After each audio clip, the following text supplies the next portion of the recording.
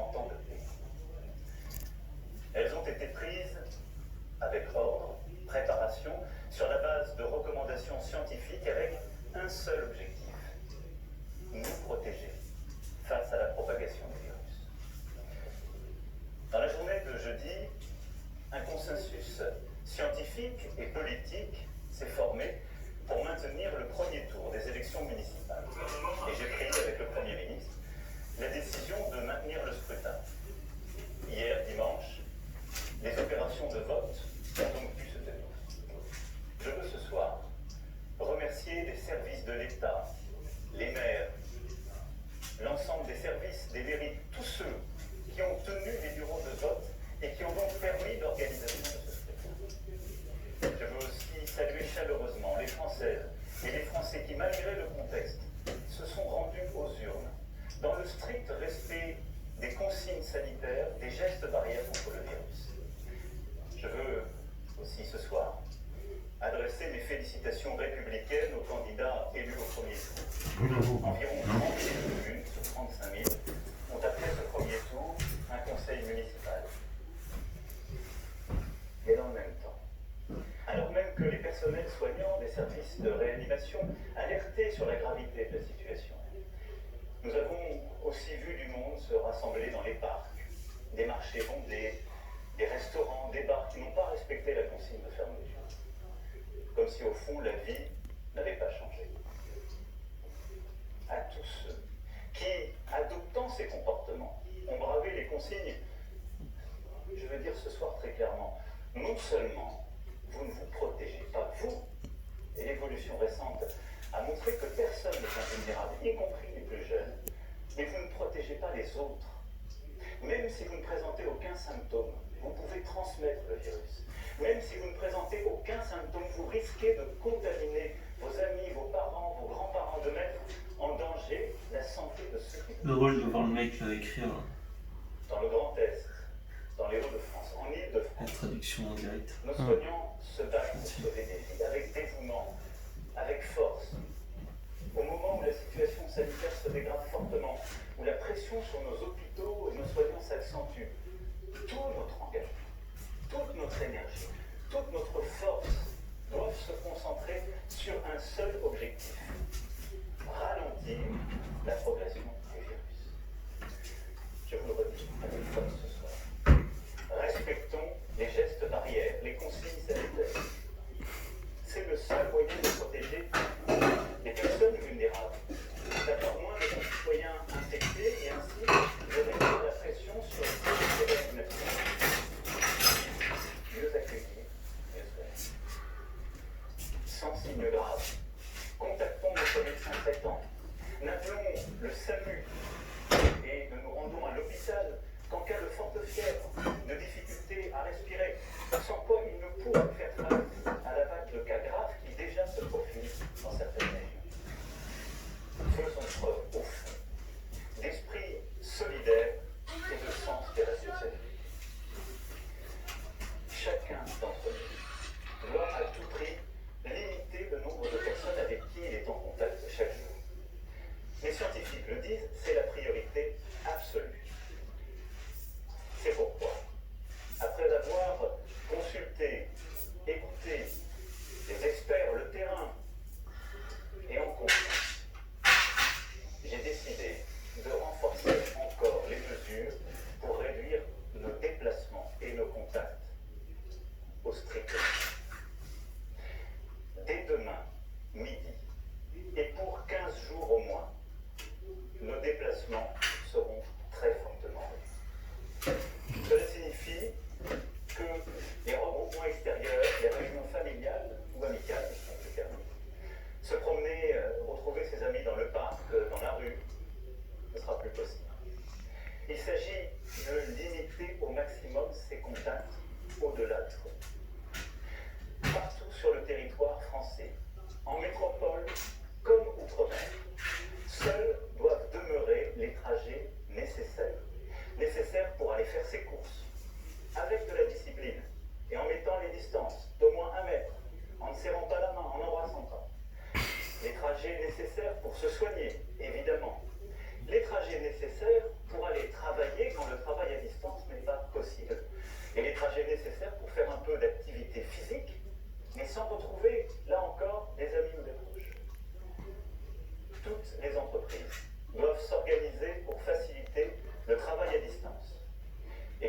sera pas possible, elles devront adapter dès demain leur organisation pour faire respecter ces gestes barrières contre le virus, c'est-à-dire protéger leurs salariés, ou quand il s'agit d'indépendants, se protéger eux-mêmes. Le gouvernement précisera les modalités de ces nouvelles règles dès ce soir, dès après mon allocution. Toute infraction à ces règles sera sanctionnée. Je vous le dis avec beaucoup de solennité ce soir. Écoutons les soignants qui nous disent, si vous voulez nous aider, il faut rester chez vous et limiter les contacts. C'est le plus important. Évidemment, ce soir je pose des règles nouvelles. Nous posons des interdits, il y aura des contrôles. Mais la meilleure règle, c'est celle qu'en tant que citoyen, vous vous appliquez à vous-même. Et une fois encore, j'en appelle à votre sens des responsabilités et de la solidarité. Dans ce contexte, après avoir consulté le président du Sénat, le président de l'Assemblée nationale, mais également mes prédécesseurs, j'ai décidé que le second tour des élections municipales serait reporté. Le Premier ministre en a informé aujourd'hui même les chefs de parti représentés au Parlement. Cette décision a fait l'objet d'un accord unanime.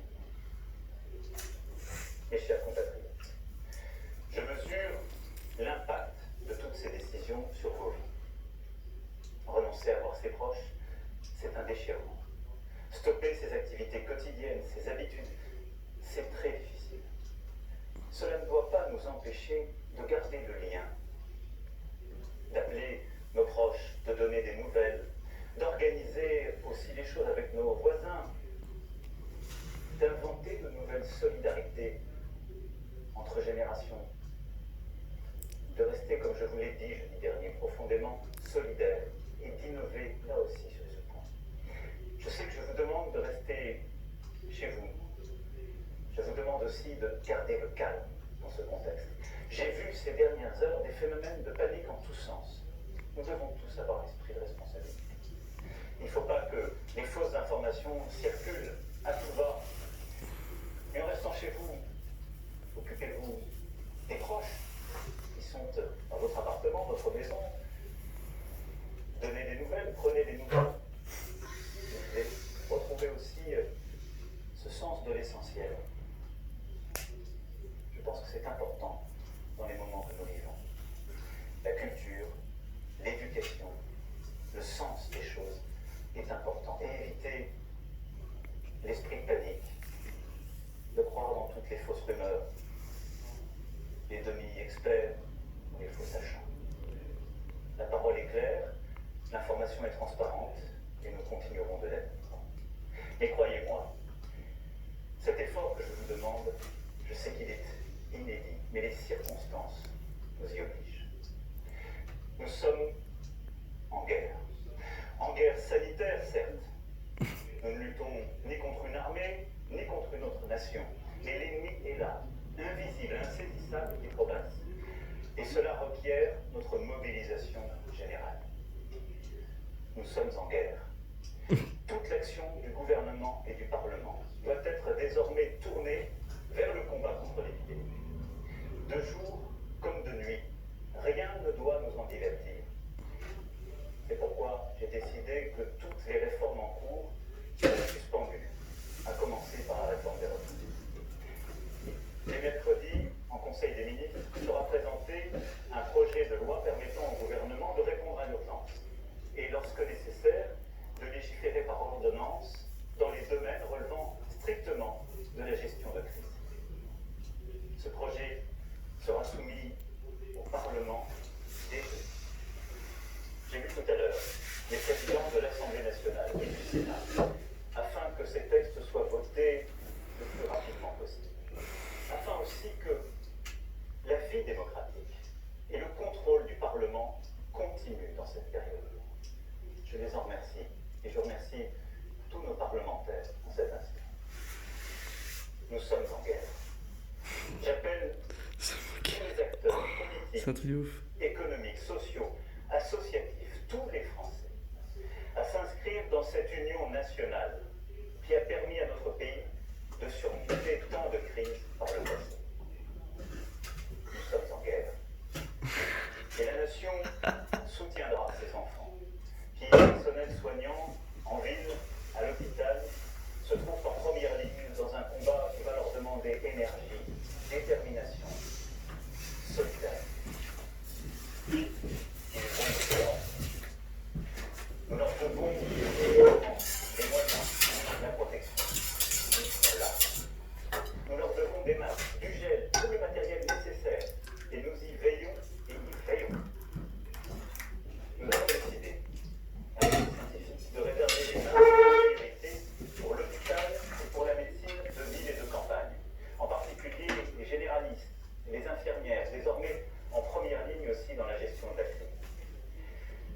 Les masques seront livrés dans les pharmacies dès demain soir, dans les 25 départements les plus touchés.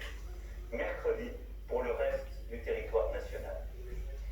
J'ai aussi entendu le message des spécialistes, en particulier les chirurgiens dentistes et beaucoup d'autres. Des solutions seront trouvées avec le ministre de la Santé dans les prochaines heures. Quand même, t'arrives. Ils font aussi les soignants la garde de leurs enfants. Un service minimum de garde est en place depuis ce jour dans les crèches et dans les écoles. Nous leur devons aussi sérénité dans leurs déplacements et repos. C'est pourquoi j'ai décidé que dès demain, les cliniques et les hôtels pourront être mobilisés à leur profit. Les terrains. Nous sommes en guerre, oui. Le pays accompagnera dans cette guerre Ta bonne bouche. les régions les plus touchées aujourd'hui, comme celles qui le seront demain. À ce titre, je veux assurer les habitants et les personnels soignants du Grand Est que nous serons au rendez-vous pour les appuyer face à l'afflux de patients et à la saturation des hôpitaux. Je sais ce qu'ils vivent depuis des jours et des jours. Nous sommes avec eux. Décidé pour cela qu'un hôpital de campagne du service de santé des armées serait déployé dans les jours à venir en Alsace. Les armées apporteront aussi leur moyen pour déplacer les malades des régions les plus affectées et ainsi réduire la congestion des hôpitaux de certains territoires. Nous sommes en guerre. Aussi, comme je vous l'ai dit jeudi, pour nous protéger et contenir la dissémination du virus, mais aussi préserver nos systèmes de soins. Nous avons pris ce matin, entre Européens, une décision commune. Les frontières à l'entrée de l'Union européenne et de l'espace Schengen seront fermées. Concrètement, tous les voyages entre les pays non européens et l'Union européenne seront suspendus pendant 30 jours. Les Françaises et les Français qui sont actuellement à l'étranger et souhaitent rentrer pourront bien entendu rejoindre leur pays. Nous devons prendre cette décision. Parce que je vous demande ce soir d'importants efforts et que nous devons dans la durée nous protéger. Et je veux dire à tous nos compatriotes qui vivent à l'étranger que là aussi, en bon ordre, ils doivent se rapprocher des ambassades et consulats et que nous organiserons pour celles et ceux qui le souhaitent, et là où c'est nécessaire, leur rapatriement. Vous l'aurez compris, vous le présente. Cette crise sanitaire sans précédent aura des conséquences humaines, sociales, économiques majeures. C'est aussi ce défi que nous devons mener. Je vous demande des sacrifices pour ralentir l'épidémie. Jamais ils ne doivent mettre en cause l'aide aux plus fragiles, la pérennité d'une entreprise, les moyens de subsistance des salariés comme des indépendants. Pour les plus précaires, pour les plus démunis, pour les personnes isolées, nous ferons en sorte, avec les grandes associations, avec aussi les collectivités locales et leurs services, qu'ils puissent être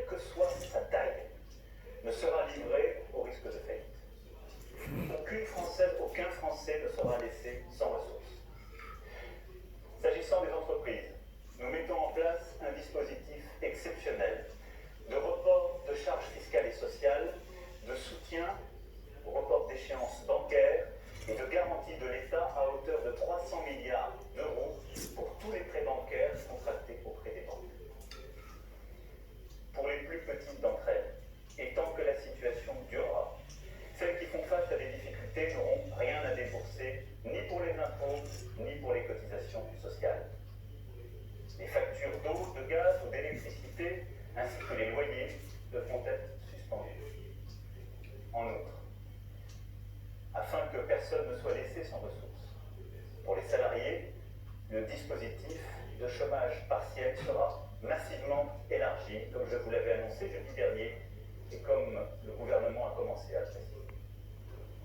Pour les entrepreneurs, commerçants, artisans, un fonds de solidarité sera créé, abondé par l'État, et auquel le Premier ministre proposera aux régions aussi de contribuer. Le gouvernement, dès demain, précisera toutes ces mesures. Elles seront en fonction des besoins, des réalités économiques, des nécessités secteur par secteur, évidemment adaptées. Nous serons au rendez-vous pour que notre économie soit préservée dans cette période si dure, et pour que l'ensemble des travailleuses et travailleurs puissent avoir cette sécurité aussi en termes de pouvoir d'achat, de continuité de leur vie. Mes chers compatriotes, la France vit un moment très difficile. Nul ne peut en prévoir précisément la durée. Et à mesure que les jours suivront les jours, que les problèmes succéderont aux problèmes, il faudra, en lien avec les éclairages donnés par les scientifiques, les expériences de terrain, il faudra s'adapter. Nous allons continuer aussi pendant cette période de travailler, de progresser sur les traitements. Et je sais le dévouement de plusieurs équipes partout sur notre territoire avec des premiers espoirs qui naissent. Et nous continuerons aussi d'avancer sur le vaccin. Régulièrement, je m'adresserai à vous. Je vous dirai à chaque fois, comme je l'ai fait, comme le gouvernement le fait, la vérité sur l'évolution de la situation. J'ai une certitude. Plus nous agirons ensemble, et vite, plus nous surmonterons cette épreuve. Plus nous agirons en citoyens, plus nous ferons preuve de la même force d'âme, de la même abnégation patriote que démontrent aujourd'hui nos personnels soignants, nos sapeurs-pompiers, l'ensemble des acteurs de la sécurité civile. Plus vite, nous sortirons de cette violence. Nous y arriverons, mes chers compatriotes, en étant unis, solidaires. Je vous demande d'être responsables tous ensemble et de ne céder à aucune panique. D'accepter ces contraintes, de les porter, de les expliquer, de vous les appliquer à vous-même. Nous les appliquerons tous. Il n'y aura pas de passe droit. Mais là aussi, de ne céder ni à la panique, ni au désordre. Nous gagnerons. Mais cette période nous aura beaucoup appris. Beaucoup de certitudes, de convictions sont balayées, seront remises en cause. Beaucoup de choses que nous pensions impossibles adviennent. Ne nous laissons pas impressionner. Agissons avec force. Mais retenons cela. Le jour d'après, quand nous aurons gagné, ce ne sera pas un retour au jour d'avant. Nous serons plus forts moralement. Nous aurons appris. Et je saurai aussi avec vous en tirer toutes les conséquences. Toutes les conséquences. Ils sont nous, individuellement et collectivement, à la hauteur du moment. Je sais, mes chers compatriotes, pouvoir compter sur vous. Vive la République. Vive la France. Vive la France. Voilà. Voilà donc pour cette allocution d'Emmanuel Macron qui a duré 21 minutes. Il a rappelé 6 fois que la France était en guerre contre cette épidémie. Il a aussi annoncé, vous avez entendu, le confinement sans annoncer le mot. Le confinement donc à l'échelle de tout un pays. Cela concerne donc 67 millions d'habitants. Qu'est-ce que ça signifie concrètement ? Toute infraction sera sanctionnée.